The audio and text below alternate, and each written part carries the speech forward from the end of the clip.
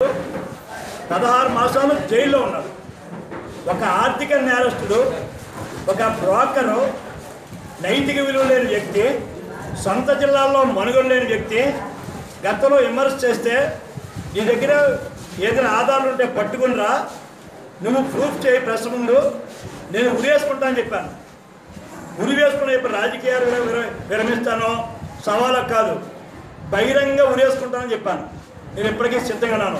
నిన్న మళ్ళీ ఇదే విజయసాయిరెడ్డి, ఈ బ్రోకర్, నువ్వు ఆడవాళ్ళను తీసుకొని వెళ్ళి ఢిల్లీలో వ్యభిచారాలు తీసుకొని వెళ్ళి పనులు చేయించుకున్న విజయసాయిరెడ్డి. రాజశేఖర టైంలో అన్ని అదో దొంగ పనులు, బ్రోకర్ల పనులు చేసిన నేరస్తుడివి, బ్రోకర్వి. దురదృష్ట కొద్దీ ఆ రాజ్యసభ కలుషితమైంది. కర్మ కొద్దీ జగన్మోహన్ రెడ్డి ఒక బ్రోకర్ కావాలి కనుక నిన్ను రాజ్యసభ చేశాడు. ఒక బ్రోకరు కనుక నిన్ను ఇక్కడ విశాఖపట్నానికి ఇన్ఛార్జిగా పెట్టాడు.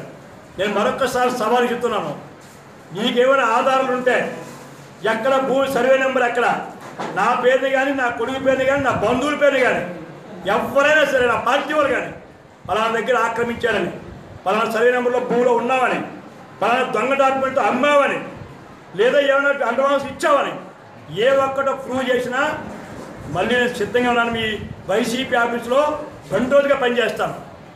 లేదా నువ్వేం చేస్తావు? ఒరే బ్రోకర్, నీకు ఒక చరిత్ర లేదు, నీకు నైతిక విలువ లేవు, నువ్వు ఒక పనికి మారినా తిట్టకూడదు, ఆ బూత్ మాట రోడ్డు రాకూడదు, విలువ లేని నువ్వు ఒక స్కౌంటర్. జైల్లో ఉండి చెప్పకూడదని బెయిల్లో ఉన్నావు. ఎప్పుడు జైలు పోతావు నీ తెలుసు, నీ బతికేదో తెలదు. నీ నెల్లూరులో నువ్వు ఎవడో తెలియవు, హైదరాబాద్లో నిన్ను ఒక వేసిన వెప్ప చెప్పే బ్రోకర్గా చూస్తావు. నువ్వు వచ్చి 4 సార్లు ఎమ్మెల్యే చేశాను, ఒక్కసారి మండల ప్రెసిడెంట్ చేశాను, అతి ప్రతిష్టకరమైన మున్సిపల్ అడ్మినిస్ట్రేషన్ మినిస్టర్గా హైదరాబాద్లో స్పెషల్ ఆఫీస్ రెజ్యూమ్లో 3 ఏళ్ళు పనిచేశాను.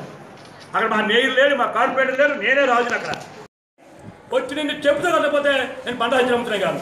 మళ్ళీ పేలం అంటే మాత్రం కబర్దా, నోరు మూసుకొని మాట్లాడు, అమ్మాయి మాట్లాడు, ఇష్టసరిగా మాట్లాడితే మాత్రం ప్రూవ్ మళ్ళా ఐఎమ్ ప్రిపేర్.